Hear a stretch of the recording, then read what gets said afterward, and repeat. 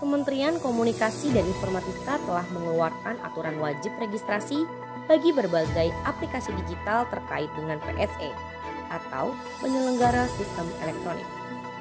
Dalam Undang-Undang Nomor 71 Tahun 2019 telah diatur kewajiban PSE untuk melakukan registrasi yang sesuai dengan aturan di dalam undang-undang demi mengamankan berbagai informasi dan dokumen elektronik.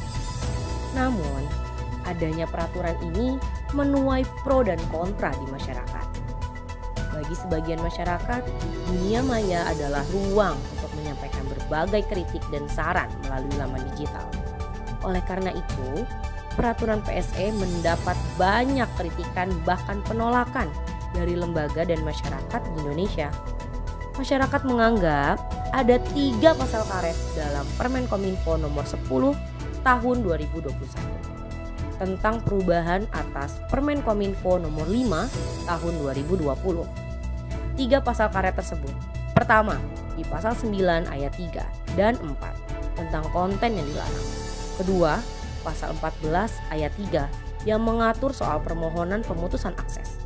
Dan yang ketiga, pasal 36 ayat 1 di mana PSE bisa memberikan data kepada aparat hukum jika diminta.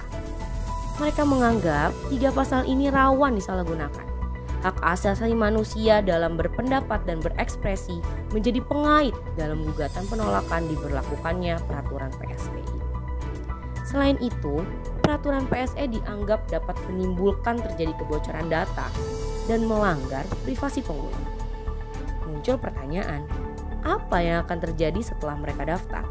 Sehingga peraturan ini dinilai absurd oleh sebagian masyarakat.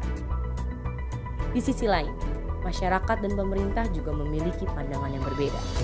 Dalam kesempatan usai mendampingi Presiden RI Joko Widodo meresmikan SPAM YMC 2 di Labuan Bajo, Menkominfo menegaskan bahwa pendaftaran PSE hanyalah pendaftaran, bukan bentuk permohonan izin seperti isu yang beredar saat ini. Tidak ada hubungannya dengan konten, kebebasan bersuara, berserikat, dan menyatakan pendapat. Peraturan PSE ini justru dianggap membuat pendataan menjadi lebih tersusun. Adanya PSE diartikan terdapat kontrol langsung dari pemerintah terhadap aplikasi yang bisa merugikan masyarakat Indonesia dan bisa melakukan tindakan yang lebih cepat tanpa harus tergantung dari pengelola layanan seperti Play Store atau App Store. Ketika PSE sudah terrealisasi, dampak baik yang akan dirasakan tidak hanya berada pada kalangan penegak hukum saja, akan tetapi masyarakat pun dapat merasakan keuntungan dengan adanya PSE ini sendiri.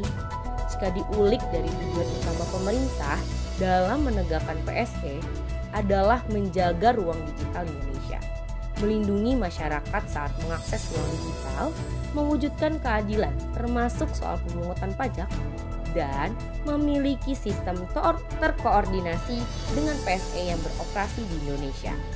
Tujuan-tujuan tersebut nantinya akan mempermudah dalam mengatasi kejahatan-kejahatan yang ada dalam sistem PSE itu sendiri. Suatu PSE jika sudah dinyatakan terdaftar, maka PSE itu sudah bisa dikatakan mumpuni dalam menjaga data konsumen. Jadi, kalau menurut kalian, aturan PSE ini perlu didukung atau perlu dikaji ulang?